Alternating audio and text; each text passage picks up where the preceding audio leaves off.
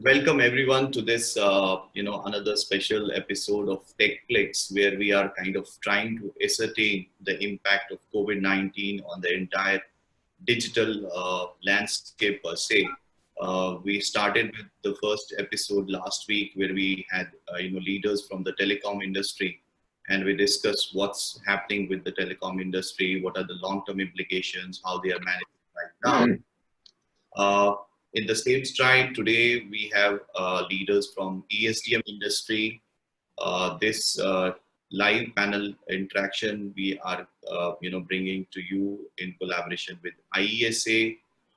We would also like to thank our media partner Communications today, who are supporting us in the outreach and other kind of, media supports, amplification supports. We have a distinguished panel of experts from ESDM domain today with us. So before I introduce them and we kind of get into the deliberations, I would request everyone from the audience that you have been kind of, your mics are muted by default. We will be definitely taking questions and answers towards the end of the panel discussion. We have some time designated for it. So I would request you could, just send those questions to me over chat, and I will be kind of moderating them with the panel. In case we are left with some questions, we will definitely kind of, take them post the session. For the panelists, I would like to request that, unless you're not speaking, so kindly put your mics on mute, because the camera automatically, shifts between the speakers smoothly in that case. So we are good to go. Welcome everyone again to this techFLIX live panel interaction. Just introducing the panel, we have Rajeev Khushu from Texas Instruments, who is also Vice Chair for IESA. He is representing IESA today. We have Anku Jain from Mediatek. We have Hemant Mallapur from Saankhya Labs. We have Vivek Tyagi from Western Digital, and we have Sanjay Gupta from NXP. So the idea today is that we discuss how the ESDM industry, and when we talk of ESDM industry, there are a couple of things which we all know that. One is, like, I think for the past decade or so, this industry has been into the limelight. I don't know. I was not following this industry before, so I don't know whether it used to have the same kind of limelight. But yes, I think that much celebrated 2008 report, which talked about how potentially electronics imports could surpass oil bill. And then I think everybody got into the action, and we all started thinking, how can we increase our reliance, and how can we become, self-sufficient, self-reliant in this industry. And since then, we have seen a lot of initiatives. Make in India is one of the initiatives from the government, which is essentially to boost, I would say, indigenization and domestication in terms of electronics industry. So if we look at the ESDM industry, how it is structured in India, so there are, I would say, two broad sectors or segments to talk about. One is, of course, the side of the business which is supporting the global customers and global operations, where we have large design centers and other such centers which are adding their value to the overall semiconductor business. And then we have the domestic manufacturing, where we have upcoming and so to say other units who are trying to manufacture, create electronics products, not just the software. So I'd just like to start with Rajeev, you, since you are representing the industry. How are you seeing the scenario right now? What are the key challenges that the industry is facing due to COVID, and how is everybody kind of responding, essentially government, to this issue? See, I would give you some update on, I also am part of TI, full-time part of TI. See, I think the biggest challenge, which most of the companies like us who have a biggest development center in India, which is basically second largest outside of US, I'm sure many other people sitting in the panel will share and agree to it. So, so our biggest concern and biggest challenge today is how do we ensure all the projects which basically come to India are executed on time. So it has an important, it's not only from the perspective of meeting the deadlines, which all of us have, but it also is important from the fact that it basically enhances the reputation of the country, how we as a country manage the crisis, and how do we ensure this particular industry, which is more or less for us a service industry, is able to cope up. So having said that, see, many of us have labs which are basically working 24/7. For example, we have a lab in Bangalore, which basically does not stop even at the night. So we work 24/7. So we have people who work in 3 shifts. Getting that operational, because if you know, only 5% of us are basically working from office, and the rest of the 95% are actually working from home. So how do we ensure that the rest of the 95% are as efficient as possible? So the only way possible is that we ensure that there's a lab technician sitting there who basically is able to listen to what the person who is working from home is able to operate and make it happen for him. So this was one important thing. And then I must appreciate the way the government acted here. I think we're able to manage some passes, and which we were able to basically ensure that the test setups, the semiconductor test setups, which are not a small test setups like a typical IT industry is. So it has a ESDM board, you need a laptop PC, and then you need various cables to connect it, and you need an ESD mat so that you don't really spoil the board. So all those things we did, and government actually played a really enabling role to ensure that we are able to move and ensure that there's no dip in the in the efficiency. See, coming to the customers, see, what is more important is how do we ensure that the customers who use our devices, particularly those customers which are in medical domains, see, there are devices which go, see, many of our devices basically go into the ventilator space, which you know is one of the important aspects in these current situations. And how do we ensure that these parts get allocated and they move despite having all the lockdown? So I think we work as an IESA, as an industry, and we have a different group, which includes Vivek, who's in this group. How we ensure that how we get allocation for basically all our customers in this kind of a situation. So I stop here and then probably come back. There are some other questions and something in this frame, if I have not addressed whatever you wanted me to address. Great. Thanks, Rajiv, for this introduction. Now, moving to you, Anku, I think, you work, one, obviously you have this hat also, but you also work with a lot of consumer electronics, players out of India. So what is the situation out there? Like, how are they working it out? And what impact are you seeing on your specific domain? So, as you said earlier, we have 2 broad segments, right? One is the R&D part, right? And the other is manufacturing and OEMs and so on. So I think Rajiv mentioned quite well about what happened in R&D. So similarly for Mediatek, we are also R&D company, and we are able to continue our operations quite efficiently because people can work from home and do all the software and hardware design, etc., from home. And it is similar to what our other sites are doing in Singapore and Taiwan. All these countries are impacted, but collectively we are able to learn from each other's experience. And also in India, having Noida and Bangalore operations are going quite smoothly, and we have been able to continue our operations. So I think from R&D point of view, the impact is not much. I think we are able to continue to follow our roadmaps, and our milestones are still the same. So we are doing that.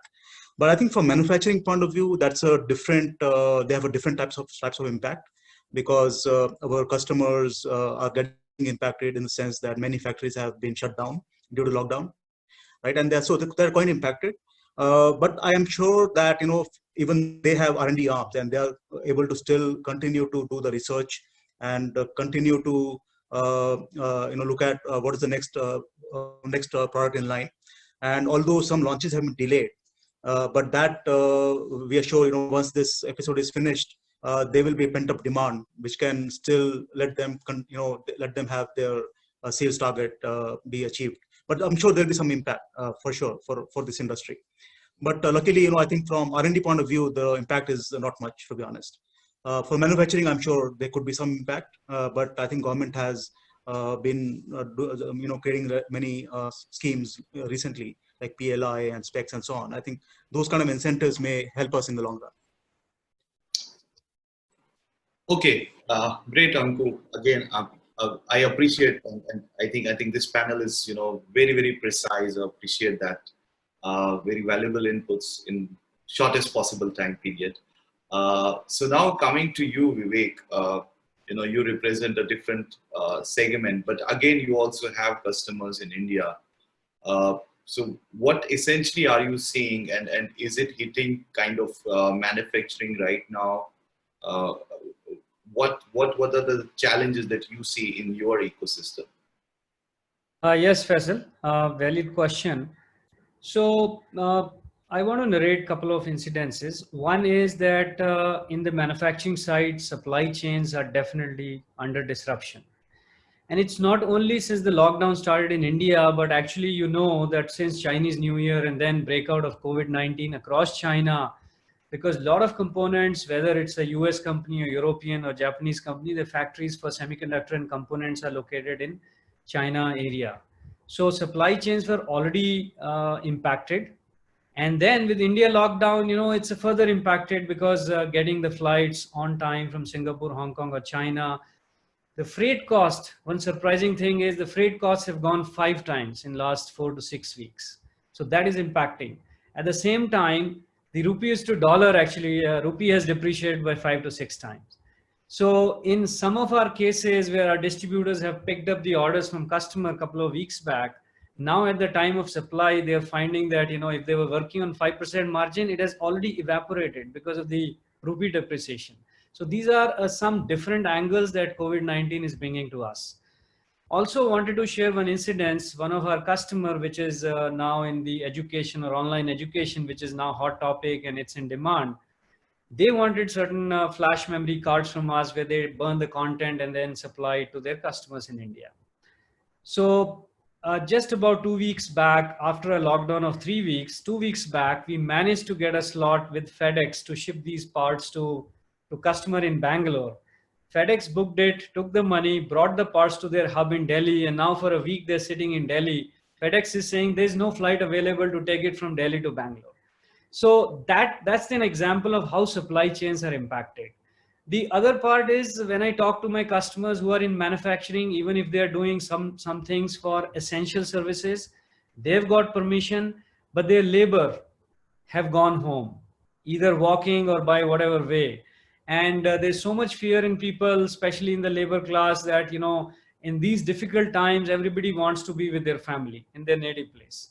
And even if these guys have passes and they're willing to pick them up and bring them to factory, it's very hard for manufacturing industry to bring the labor workforce right now and keep their factories running. So I think from multiple angles, commercial, exchange rate fluctuation, labor scarcity, the manufacturing sector is badly impacted right now. And I feel even if the lockdown opens up, it will take few weeks or several weeks for them to normalize these situations. Yeah, absolutely. In fact, today only we announced some, research insight from our side where we are seeing possibly for mobile industry, it's going to take around 8 to 12 weeks to come back to its optimal level after the, kind of factories. Exactly. And when they open, it will be just around 30% or 40% of, levels what they operated on. Now, moving on to you, Sanjay, I'm curious to know about, did you get any kind of automation requests during this period where, some people wanted to automate their factories to get, back to work and something like that? Because you obviously deal in that segment also. So any example you found that where people want to kind of automate, on the go? So before I answer that question, one interesting thing I would like to share from my organization perspective with more than 2,500 engineers in 4 locations. We have Bangalore, Pune, Noida, Hyderabad. One very interesting thing, which is counterintuitive, that came out, that before going into lockdown, there was a general perception that there will be huge loss of productivity and people just will say, you just can't work. And on contrary, 90% of our engineers said that their productivity has gone up. And it looks very weird, but it is a reality. Most of us are saving 2 hours to 3 hours a day just in commute time, which is now directly going into our work. So although it would have made our work-life balance a little difficult, on contrary, we are working harder than when we were working in office. But yeah, actually, you're right, Sanjay. We have the same opinion. I think the productivity is not so bad, right? Right, so right. yeah, it is going pretty well that way. Yes. So that is interesting thing from a so-called the high-tech design companies, and many of my peers are there in this call who would have experienced the same message. However, the 5% of the people who are actually dependent upon office infrastructure, the very high-end labs, equipments, secure zones, which for very, very security critical applications like e-passports and credit card related technology, that is something which people have to go to work. So for those people, it was of course a challenge initially, even if we got government support to get the COVID passes, but on the road you have to be street smart to even navigate through the obstructions and police to reach office. So that was one challenge, certainly. So if anything, you asked about a question of automation, I will probably answer it. Within NXP, one automation need that we realized that all state governments were having a different ways of issuing COVID passes. So in today's era of innovation and technology, while Delhi has a different rule, UP has a different rule, Pune, Hyderabad, Maharashtra, Karnataka, they have different rules. And within our ISA channel also, we were almost a daily basis discussing what could be an appropriate way so that we can have ideally a one push button and you get similar exception pass for sending your critical employees to work. So that is one automation, which is like me as an industry field could be very, very relevant in today's time, because you just can't go to government offices for long queue. And the moment you make long queue, which was actually the case in some of the departments, you are actually not honoring social distancing, you are actually violating it. So to get the passes, you are actually creating problem. So that was one experience we felt. Second thing, Vivek mentioned about the supply chain disruptions. So although we are a R&D company, but we felt it in our own way.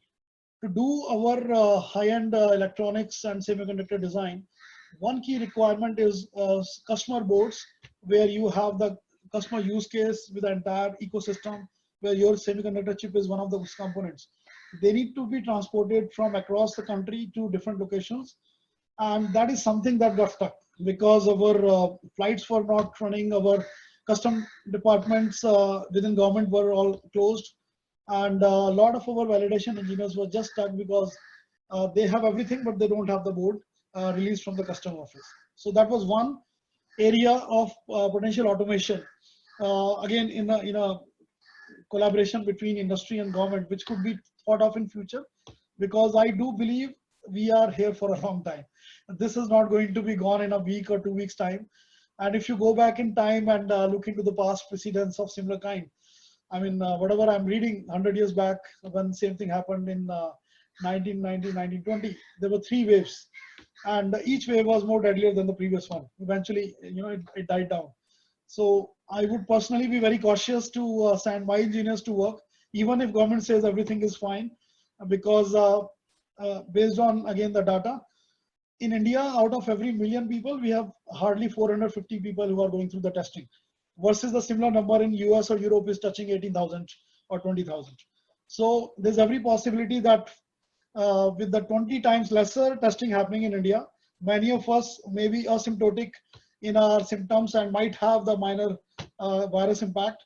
But because of our age, maybe we are having no big issue, but we can be a potential deadly threat to our parents or our society or our neighbors.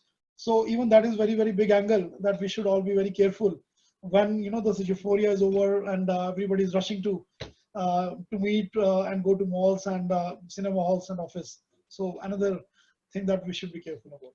Okay, great. Moving on to you, Hemant. Hemant, you are, I think, in a peculiar situation. For many of them, you are a potential customer also, and you have your own customers as well. So maybe you are facing like supply chain logistics issues from both ends. So how are you coping up with the situation, and how are your customers kind of, how are their demands kind of changing this time? How are you meeting all of that? Yeah, so yeah, we are slightly different in the sense that we are a smaller setup, but then we have all of the functions where from semiconductor development to significant amount of software development, as well as hardware development, and finally manufacturing. So each of these has been impacted in different ways. I think, but I see a lot of similarities in what others mentioned here. Right? Initially, after the lockdown, we had the first problem was getting everyone home, because there were a lot of youngsters who had who needed to go back to their native place because they're single and all that, not settled here. So that was one of the first things. And once everyone got home, then working from home was the next thing. But fortunately for us, we are already used to this sort of remote working, because as a startup you need to do that. You need to have this flexibility as a small company, I would say. So we already had all the VPN infrastructure in place, and it was with good effort from our IT team, it was possible for us to start working the very next day from homes. And this was okay for semiconductors, the chip development team, the software team, and even in case of hardware where something was under development, under design, that worked perfectly well. And I agree. I think we saw good improvement in productivity because of this efficiency of commute not being there. We have two offices, one small office in Pune. So there we had a little more challenges, but finally we got everyone working remotely. I think there was some part of the development where basically it's ideation and creative collaboration phase, where some of the projects fortunately were there in that phase, and there actually it worked like a song, because this is sort of an ideal environment to really get into that creative phase where everyone is buzzing with ideas, and there is a lot of Google Meet debates and all that. So that went pretty well. I think where we were definitely impacted, just like others, was the hardware oriented functions, where people have to be in the lab, you have to fix some boards, etc. So, but we had it was fairly like an adaptive kind of a everyone was willing to adapt to the situation. So we had two people who were at the office who helped with some of the things, even though they were a little unfamiliar, connecting this board to that equipment, etc. So it is not perfect, but that is the part which was affected. And we had some part of manufacturing which was in critical phase, where we faced significant delays. In fact, probably in semiconductor, we had fortunately our batch processing was at a time where the countries that were manufacturing it, the factories, they were not shut down at that time. So that came through.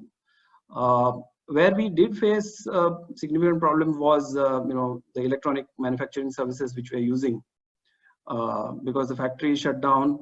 Component sourcing is delayed significantly because of shipping, etc. All of the things are affected. So we had some things stuck, and all the plans for manufacturing did get severely impacted. Yeah. I may stop you here. Like while I understand that the design side is, the design kind of jobs are very much portable, and there isn't much of an issue. But is the infrastructure really supporting you? And this is a question to probably Anku as well as Sanjay as well. Where you have teams who are into R&D, because some of your applications, they are, I would say, bandwidth heavy.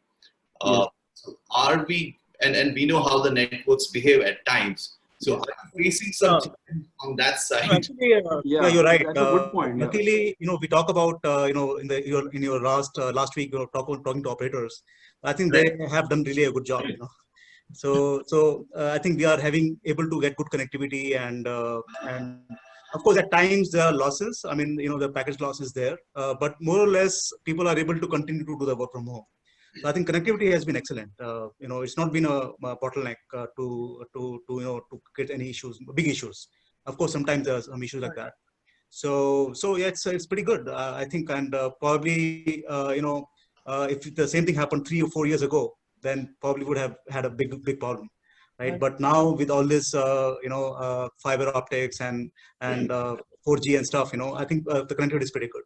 Yes, I think same And then all of us have all these smartphones, tablets, laptops. Even that plays a big role. So we had some employees who were freshers, and there are very few people like that who did not have a machine, and because they just came out of college, and that was a kind of exception. Maybe 2 or 3% people are like that. But now with with so many devices available, I think that did not become a bottleneck for us. Same is the feedback from our side. In fact, as I said earlier, we were very skeptical at the beginning. But one good thing that we did before we actually went for a lockdown, we thought as a team during one of the crisis core team that we created within our company, which was meeting every other day in anticipation of something will happen. We said, why don't we do a mock drill of work from home on one of the Saturdays? We always do mock drill for fire. And that is also something that we got inspired. And trust me, on that weekend when we did a mock drill just by 500 people, everyone has all basic issues from the two-factor authentication password, which comes to a mobile phone, that you are able to do VPN. A lot of people did not have the VPN related licenses. Our company itself did not have enough VPN licenses. But I think everyone came together, especially the IT folks. And within NXP India, we were able to procure almost 2,000 VPN licenses within a week in anticipation. And when we actually went to a battlefield of work from home, everything was hunky-dory, and it's like perfect just in time.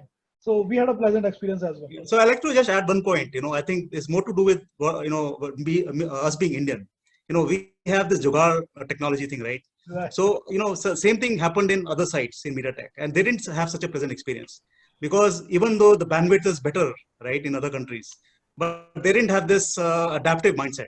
I think as Indians, we have always faced so many constraints that we are able to adapt and have workarounds and go through the challenges, and still things look good.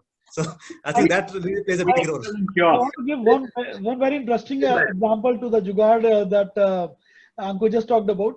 We had close to 20 new joinees who were already offered by NXP, who were supposed to join in. And by the time their joining date came, they had already been released from their previous organizations, and they had no job literally. They were supposed to be banking on NXP. So we as a company said, we will honor all our commitments for sure. We cannot let them down. But at the same time, how we make them enable on day one.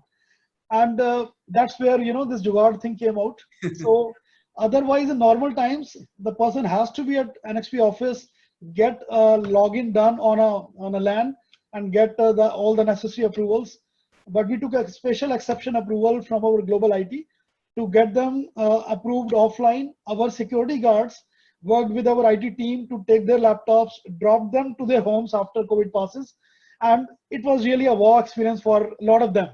So yeah, I think it was across all. Hemant, you wanted to add to this before we move to the next question? Yeah.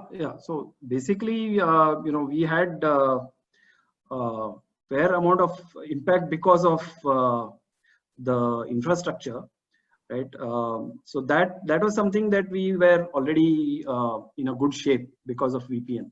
But I missed the question that you raised, because there's a lot of other comments. So what was the question? My question was essentially like, while design jobs are, very much infrastructure. Yeah. So are you getting infrastructure wise, we felt that a lot of people, who are in Bangalore, there was no problem. But people who moved to their native place in semi-rural or semi-urban areas, their connectivity was a bit flaky. We had this situation where some of the boards we had kind of kept at individuals houses, and then someone had to log in from another city and try to work off that board. So there both the the defects on both sides will multiply there, right? So the downtime of both the internet connections is important. So we did face some challenges, but it was not a major issue. It was not a showstopper. Maybe the main thing was that we couldn't kind of get access to the office really. Okay. So infrastructure wise, yeah, I fully agree with the point which Ankur made. If this had happened even 5 years back, I think it would have been a different level of impact. So maybe just 3 years back. I don't think 5, just 3 years back. It would have been a different scenario. Yeah. Okay, now moving on to the next set of question, and opening again with Rajeev. So Rajeev, we want to understand what could be the possible kind of strategy that this sector could adopt to come out of the lockdown. And while we kind of manage both, we manage the safety concerns, but we also start kind of getting back on track, be it manufacturing, be it logistics and other such issues. So and you obviously kind of interfaced with the government. So is there any kind of discussion that has already begun, and what are you exactly proposing? Any kind of views on that? Yeah, I think a couple of things which I would like to say. I mean, if you see today, movement of parts is the biggest concern for the ESDM. So I think we have parts probably some parts lying at the airport, but then parts not able to move from, as Vivek pointed out, not able to move from Bangalore to the customers. See, our customers, ESDM, although it's not a big industry compared to, say, China and other places, but it's pretty spread out. So we have customers based out of Noida, Chandigarh, customers based out of Calcutta, and in some remote locations. So how do we manage those parts to go there is a big concern. So I think this was raised to government through different associations. IESA is pushing really hard, and we are pushing very hard to make semiconductors as an essential services. And in fact, we had a discussion with Ravi Shankar Prasad yesterday, and he said he took this as an action item and said he will come back to us on how do we really make it implementable on the ground. So that's one part of it. And then the other part, basically, if you see from the operations perspective, and see, for example, we have a lab which has, say, for example, I'm just throwing out numbers, which has a capacity to have, say, 1,000 people working together. Say, pre-COVID or before COVID, we call it BC, we were having, I think, at least 900 to 1,000 people, say, working out of that lab. So, and this particular lab does not cater to one particular business unit. It caters to, say, 50 to 60 business units within Texas Instruments. So now our biggest challenge is, now that new boards, new chips come for validation, come for debugging, how do we ensure that we maintain the social distance? And one thing is pretty sure, we will not be, if we have, say, for example, 1,000 people working in the lab, how do we ensure that, and it's pretty clear that 1,000 people will not be able to work together. So that is the biggest challenge which all of us will have. How do we ensure those 1,000 people will be able to work? So we're doing some kind of a calculation. So we realize that probably only 20 to probably 30 to 35% of the people will be able to work from the lab at the same time. So this is going to be the biggest challenge from the R&D perspective. So I talked about the ESDM perspective, which is more of the logistic. And this, I don't think government will have any role to play. We will have to find out the best possible way how we can manage this situation, so that we don't basically, because of this situation, we are not, the projects don't get delayed. And then in turn, the project gets delayed. We need to ensure that the country's reputation in terms of deliverable remains intact. It doesn't go down. See, I mean, say TI is, in terms of the execution, TI India site is probably one of the best, in fact, the best among all the locations around the world. So we don't want to move to a second slot for sure. I think that is the challenge which we will have from the R&D perspective. I think I stop here. If I didn't address the question, please, you can ask again. Yeah, I think it's pretty much clear. Just and then the same question will obviously for other panelists also. Just wanted to understand here, like, have you proposed something to government, like what could be that roadmap? And second, when you rightly said that in certain cases the government will not play the role, and it is in the industry which has to kind of. So has there any kind of collaboration started with amongst the industry to find out a possible plan? Oh yeah, I think there are. I think we keep getting inputs. I think all of us internally as a part of the leadership team in the organization keep getting inputs, and then part of IESA, we, as you know, we have close to 250 to 300 active members, and we keep getting a lot of information of what the country needs to do, and we basically not only propose it to the local state government, which is at the state level. We go to the Invest India, which is basically a facilitating agency, the central government, which works under DPIIT. And we also raise it to, for example, MITI. So in fact, while we are talking, we had one call just before this call, and we have a couple of calls planned. How do we ensure that this industry gets taken care and we don't get into a lockdown situation further in terms of our deliverables and in terms of the projects which are getting or which are coming. Okay, great. Coming to Anku with the same question, like what could be those probably 3-5 key strategies which we could implement to make this exit a successful exit, and where we meet both the ends? I think for R&D company like us, the strategy for lockdown would be fairly slow and easy. So we will not like to rush back to office because we, as I mentioned earlier, we are able to carry out most of our functions from working from home. So we would not like to rush back because we'd like to ensure the safety of the employees. So that'll be a very high priority. But as Rajeev mentioned, we are preparing ourselves in the offices. We are, for example, the meeting rooms would have 40% of the chairs, right? And we can maintain some kind of distancing. Also in cafeteria, we would kind of reduce the population which can go there. And also we are talking to building company to make sure that they can have several checks to ensure the safety of the employees, and the employees feel confident to go back to office. But having said that, I think the real solution would be the vaccine, whenever it happens. So all of us are really waiting for that to happen. And unless that happens, really, it may spread over several months. Although we may go back to office, but it'll be very slow and slow process. So I'm more, worried about the manufacturing side. So as other people said, the supply chain is a very big challenge. We have a supply challenge, and then we will have to deal with a demand challenge later. Once we have the things in place, demand may take some time to build up. People are trying to save their money right now because people have gone through a lot of hardships. So I think after that supply thing is solved, we will have a demand issue. And so I think that's a bigger challenge. I think from R&D point of view, I think it will be slow to go back to office. And I don't see any big challenges. Okay, great. Hemant, you have anything which could add to this discussion in terms of like possible, those strategies, those plans which could be adopted? Yeah, I think in terms of, we will do it in steps. Obviously, there has to be, the physical distancing has to be maintained. And the most critical functions and the most highly impacted ones is what we will try to get them to office first. So far, we have not even kind of, other than one person, we have not taken any more passes.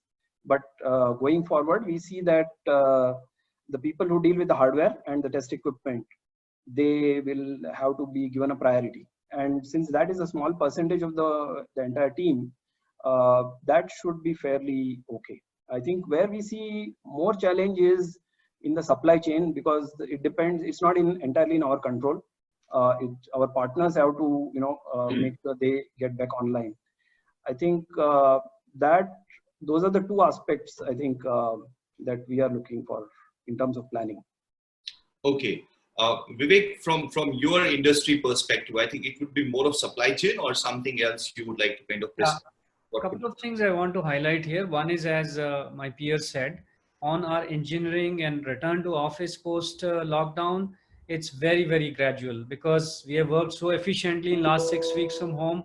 So it's no need to rush back to office, right? We are starting with 10 to 15% and then gradually go to 50% in next 2-3 months time. Of course, the engineers who work in the lab with tools, their return to work is very critical, but others can take time. From business and sales marketing perspective, we have to take certain things from offline activity to online. Marketing clearly is going online. As you are doing a webinar online, we are also doing webinar with our customer online. So that's rather simple.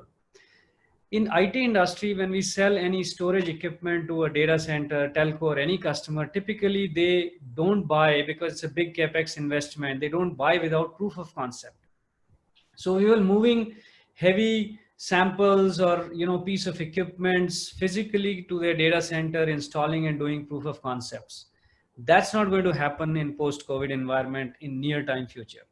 So one of the strategy that we are building is that within our lab, create a dedicated customer POC lab with all the equipments. And we have to set up a dedicated network for this, because our engineering network is so secure that outside customer cannot log into it. So we are creating a dedicated lab and dedicated network so that all the customers can do remote POC. And that's one important strategy for us to do the proof of concepts with customer before we go do anything else. The other thing we are discussing with customers and distributors is that, look, in last 10 years, maybe even 20-year manufacturing industry harped on just-in-time inventory, etc. But these are not the times to expect just-in-time things, because so many things, airlines, supply chains, couriers, are not in our control. So let's move with some buffer in coming 6 months, or in coming 1 year period till things stabilize. So those are some of the strategies. Also, I wanted to highlight from business side, because the customers and distributors in India have not seen any revenue or business moving in last 4 to 6 weeks. I think once we open up, more than buying or selling things, people will be more focused on collecting their money from their customers. So I think as the OEMs, as semiconductor OEMs, equipment OEMs, we have to also reach out and help our partners and distributors maybe with extended credits, so that then they're able to survive long term in the business and continue to work with us. Great point, Vivek, on this. Satya, again the same question. Like, you feel something which could be added to this, plan for exit strategy from Doctor? Sanjay. Yeah. So I think I would agree to most of my colleagues on the panel about the gradual shift towards work, because what problem we are trying to solve? The problem that we are trying to solve is potentially for the people who are dependent upon office infrastructure, and that surely is our goal, to make them 100% accessible with zero fear in their mind and their family's mind that our guys are going to office in a very, very secure environment. So all the social distancing norms, mask and gloves and all those sanitization should be of highest level as per global recommendations and India conditions. So that is for sure. I would have more from a ESDM sector and to all the technologists, and maybe if I add a biotechnologist, more of a feeling as an Indian, that while we are struggling with that and we are hoping that someday it will happen, maybe the new normal would be we have to live with that, only time will tell. But as a technologist, I really feel a great desire that someone out of us in India, whether it is a biotechnologist or a technologist, need to play a leadership role in coming together with either a biovaccine or a prevention through very high-tech medium like AI-based engines which can do X-ray scanning or a speech or a coughing noise scanning to predict whether you have COVID or not.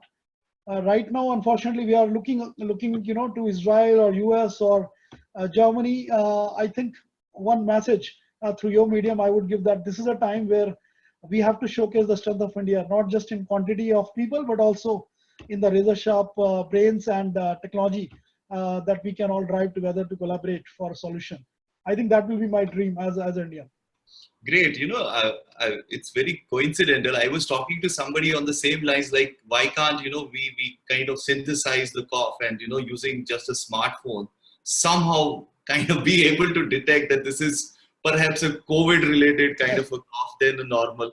But yes, there are challenges. I'm sure, as you rightly put, we may be able to find out some solutions. The reason I said that some of the engineering teams in Noida, in my team, and also in other regions, they're actually working on AI-based engines for both these technologies. Maybe some intelligent DSP from Rajiv might help to get that solution out. So I have a last question, but before, and that is more about what are the long-term implications which all of you see on the segment.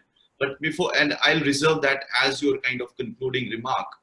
But before moving on to that, just kind of let's open up some questions, because we have some questions that have come up. So just kind of, I'll just,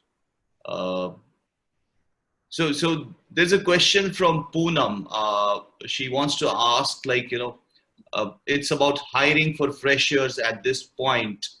Usually June, July is the time when most freshers get offer letters. But now most semicon companies mention that hiring is freeze for next 2 to 3 months. So what can be done in this suggestion? So I don't know, Rajiv, you want to kind of answer on behalf of the entire fraternity? I think for, I don't agree on that all the hiring is on freeze. I think hiring for our, the next year, which actually already started, as Sanjay and Anku already mentioned, our lateral as well as new college has, their hiring is already in place, and we have actually enabled them remotely. But having said that, the revenues are going to dip, and as a result, the future hiring will be a big question mark. So it also depends on how do we ramp up, how the post-COVID situation, how the economy moves. If it moves, as some of the optimistic guys are saying, that it will be a V.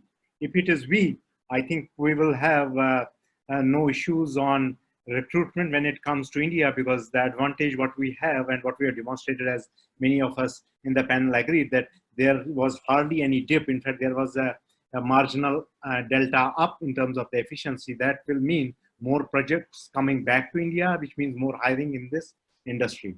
So that's an optimistic way of looking at it. But then if, for example, the numbers keep on declining, and if they decline, and if they continue to decline for a few quarters, there'll be definitely a lot of action in terms of not able to take new hires for sure. But I would probably ask my fellow panelists to basically add if they want to. So maybe I can add a comment. As Rajiv said, definitely there will be slow hiring still happening in all these companies, right? And so it's not kind of a zero thing. But still, if optimism doesn't happen, right? Let's say there's a slowdown, so then the hiring will slow down as well. And my suggestion to the fresh graduates would be to actually use this time to enhance their skills, because we cannot really control the environment. We can just control what we do ourselves, right? And with the with a huge amount of free courses available, or even maybe paid courses available, it's really a very good time for people to upskill themselves. Even though they finish the college, they can actually use this time at home and really do wonders to their skill set. Because eventually this will come out of this, right? It may take 2 months, it may take 4 months, but finally we'll be out of this, and we will be back to normal very soon. And at that time, the people who are ready to to use that opportunity are the ones who will do the right thing. So I think those guys who have time are not able to join join any company. Just use this time. Don't be frustrated. Yes. And I will just add one last comment onto this topic, that from our organization perspective, all the fresher hiring that was supposed to be done was already done before this. And we are honoring all our commitments. So no need to fear, no need to have anything. You will be joining those who are offered by NHP on the pre-committed dates in June and July. And we have no reason to believe that if we continue to excel as an India team across all companies, during tough times when financially most of the global organizations are actually tight, it is often they look up to India as a cost advantage also. So actually, you should feel it might be long run good for more opportunities coming to Indian companies, as long as we continue to deliver. So that is Yeah, very right. important. Same here for Mediatek as well. We are honoring all the joinings. People are joining remotely, so that's all on. But yeah, that could be a very big opportunity, for India. So maybe we'll discuss in the long-term question that there's a lot of opportunity, I think. Great, great. So just a request to the panelists, is it okay if we kind of extend it by 5 more minutes, because we are just left with 5 minutes and I have some more That's questions and then I have, concluding remarks from each one of you. Good for me, yeah. Okay, thank Yeah. you. Thank you. So there's a remark by PVG Menon. I think we already kind of discussed it. He was suggesting why don't we kind of, ask government to declare ESDM companies and labs as essential service, as Taiwan has already done so. I think Rajeev already mentioned that there is an effort and endeavor in that direction, and hope to see that happening. But I'm not sure like how many of the services, the sectors would be kind of designated essential one after other. So I think government has to manage that side also. So let's see, maybe essentials of everything could be, brought at level 1. Sorry, second question we have from Rohit.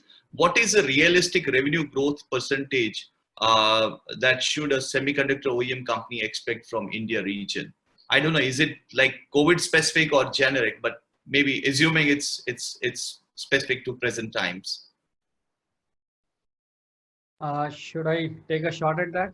Yeah, sure. Okay. Hi, Rohit. So I understand that that thinking and anxiety, because as the new financial year starts, the new calendar year is already 6 months is going down. Headquarter always looks forward to the growth. But I think at the same time, this is not unique to India, this problem. This has happened in US, it's happened in Europe, it happened in China before, in Asia Pacific. So it's very clear that last quarter, most of the companies, most of us were less impacted because it really started in last 2 weeks of the last quarter. But this quarter, as you can see in last 6 weeks, there's no movement of goods. So 6 weeks or 8 weeks is your customers have not produced anything in the factory. That's a loss of business, a loss of production, a loss of opportunity for us. So obviously there is a negative impact in this quarter clearly. And for this to recover back, as we discussed so many things on the production supply chain side, it will take 3 to 6 months before situation recovers. So I personally don't see overall growth of revenue in this financial year. And also you have seen the GDP forecast is extremely low, less than 2% in most cases. So however, sometime if situation changes and things come back to normal, if there's a V-shaped recovery after 1 or 2 quarters, as they say, then things may be better. But I think at this moment, I would suggest people from sales like you to be rather conservative, because we can't predict the future this year. Okay, Vivek, we have one more question specifically for you from PVG, which is about the fleet hike you were talking about. So he's asking, like, can't IESA or the industry take it together to the government to kind of have subsidy on the fleet right now if it has increased like this? Yeah.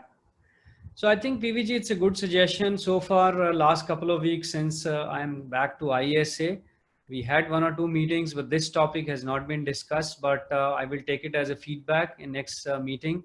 We will discuss it and then we'll see how to represent it to the government. But so far we haven't done, in my knowledge, anything on this. Great. So one more question from Pramod. It's around demand. So we are, I think, agreeing that demand is impacted to some extent, but he's specifically asking, like, did we see any cancellation of orders, and did it go that worse? I don't think, but yeah. So I want to take it in a different way. So there are different industry verticals which have negative and positive impact out of COVID-19. So India is not just unique, it's around the world. So certain industries like automotive or car manufacturing, etc., which is manufacturing intensive industry, is definitely negative impact. And overall for the year, I've seen the report from Gartner is forecasting 10 to 12% negative impact on some of the manufacturing industries, including smartphones.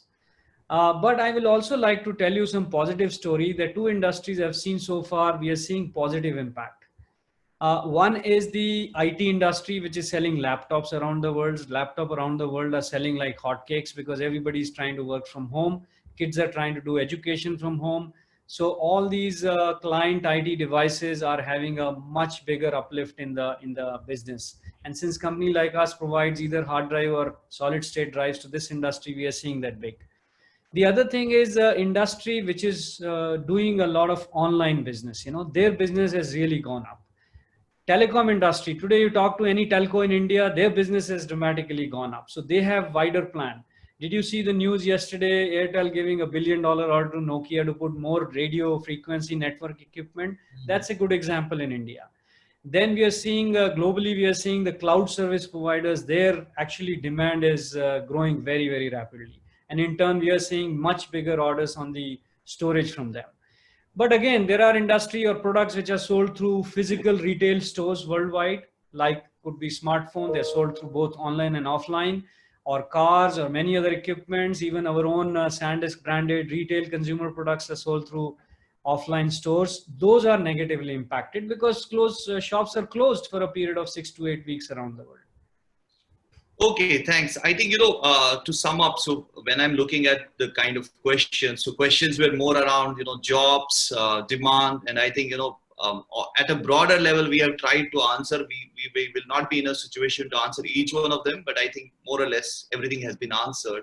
So just taking closing remarks from each one of you around what do you see as the long-term impact? And I want, to kind of have both positive as well as negative so that we can also kind of talk about some opportunities which may be there for startups.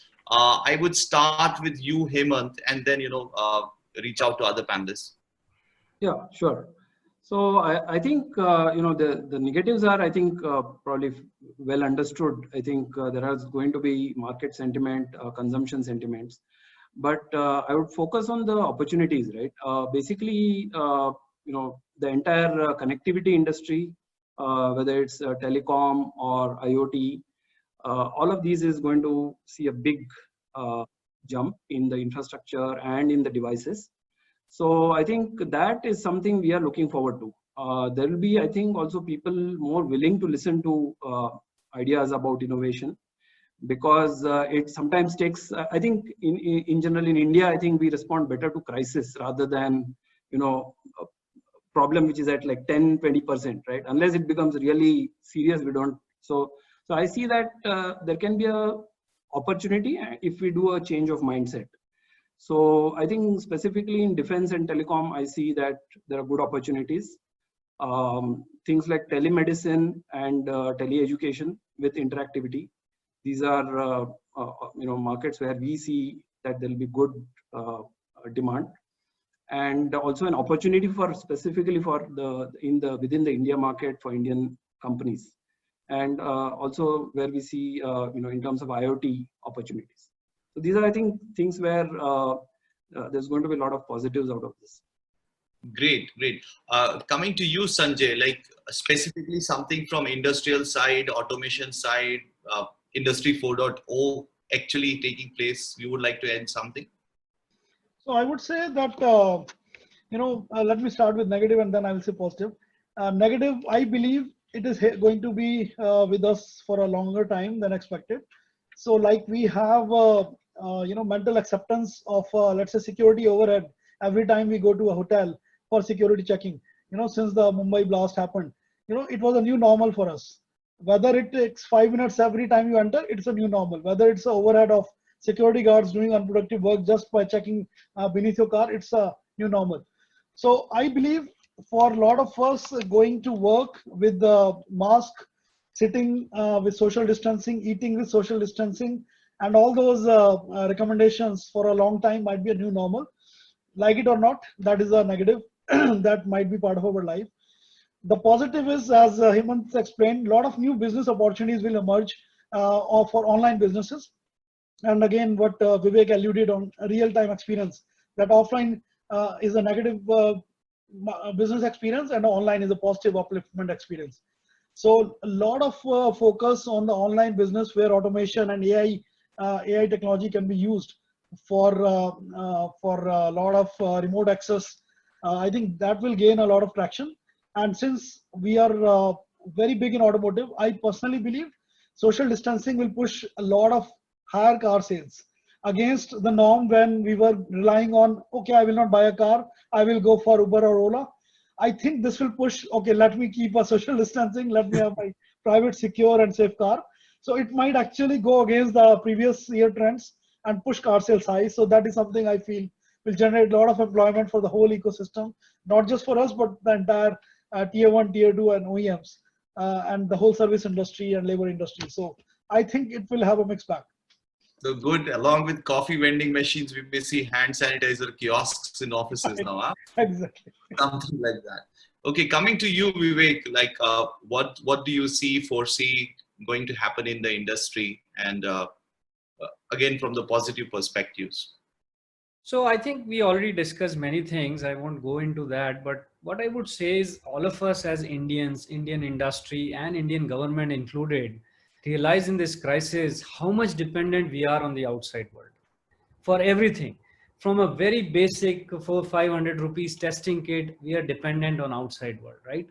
So one charter of IESA and ESDM industry in past 10 years, and PVG Menon in the past was part of it. He's on the case, was to push that agenda to government to do local design, local manufacturing, even local fab ecosystem, local semiconductor stuff.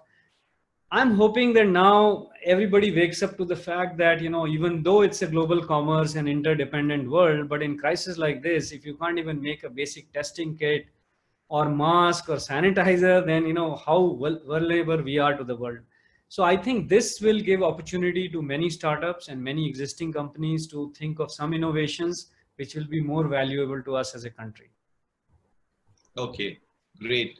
Anku, your last point on this, like from opportunity and perspective. Sure. So, as they say, 21 days, if you do something for 21 days, it becomes a habit, right? So I think we are way past 21 days.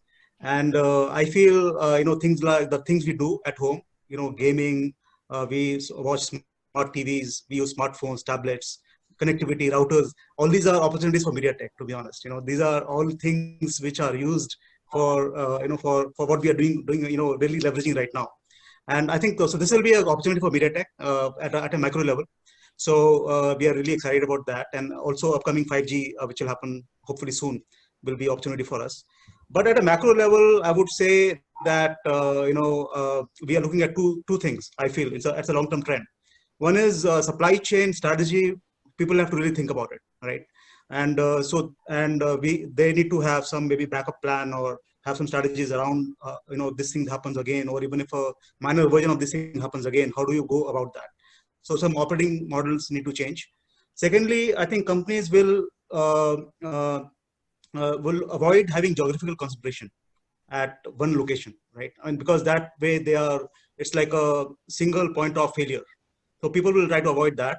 And I think both these aspects, I feel that these are kind of net positive for India, because, where do companies go? I think India has the big strength of talent and capability and so on. So I think company net, I think not only from manufacturing point of view, which we have been hearing a lot, but also from R&D point of view, net, I think the companies need to really diversify to avoid these two bottlenecks. So long term, I feel is a big opportunity for India. Great. So we might see more of Bengaluru's and Pune's and Hyderabad's coming up. That's great news. Now concluding with you, Rajiv, because you represent the entire industry and fraternity right now. So what are those key points which you feel are going to be there, in terms of an opportunity, and what essentially our startups should be kind of looking at? I think 5G enablement and 5G devices probably will get preponed. I think thanks to COVID, because of home office and all those things, I think 5G deployment and probably will see a faster deployment.